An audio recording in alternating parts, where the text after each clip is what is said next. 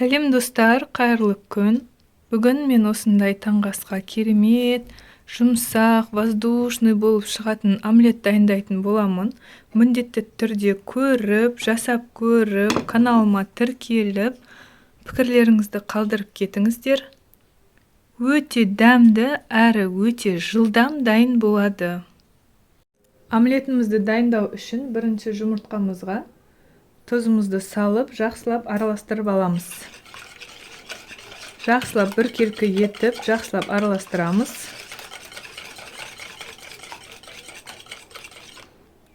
Жақсылап араластырып болған соң, үстіне сүтімізді құйып,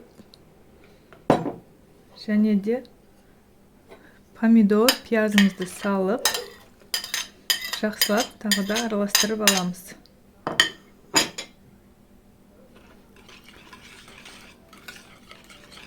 Өте әдемі болып шығады, міндетті түрде жасап көріңіздер.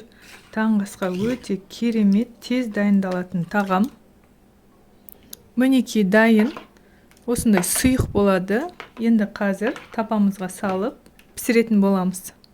Қызып тұрған тапамызға кішкене май құямыз, сұйық май, шамамен 1-2 ас қасық.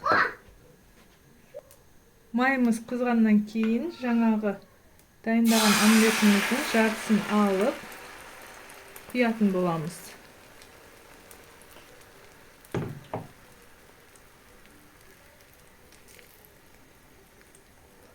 Астын жай отта жақсылап пісіріп алатын боламыз. Міндетті түрде бетін жауып қоямыз. Піскенше шамамен 3-4 минуттай уақыт өтеді, содан соң қақпағын ашып алатын боламыз. Мінекей дайын. Енді осыны ыдысымызға алып, келесі екінші бөлігін пісіретін боламыз. Мінекей салып алдым. Енді келесі бөлігін пісіріп аламыз. Тура жаңағыдай астын орташа отта бетін жауып, жақсылап пісіріп алатын боламыз. Екінші омлетіміз пісіп жатқанда мұнаны осылай жақсылап кесіп алып, таңғы асқа ұсынамыз.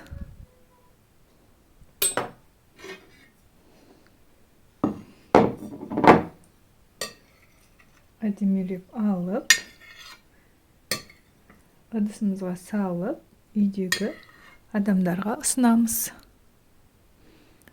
Мен жанына осылай помидор мен қиярды турап қоямын.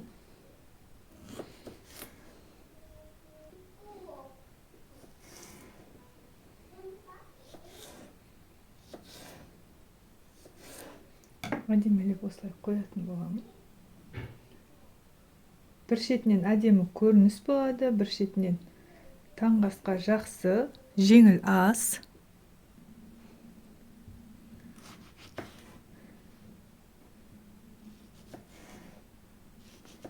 Осылай кесіп қоямын.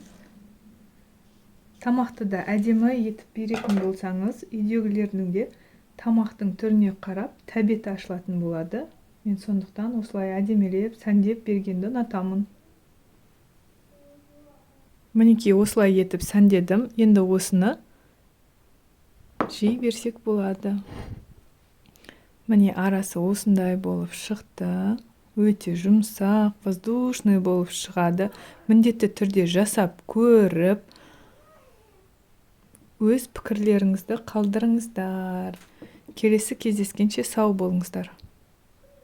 Келесіде сіздер өз ойларыңызды айтып, осындай тағам жасаңызшы деп комментарияға қалдырсаңыздар, мен міндетті түрде сол тағамды жасап көрсетуге тырысатын боламын. Жақсы, ендеше сау болыңыздар.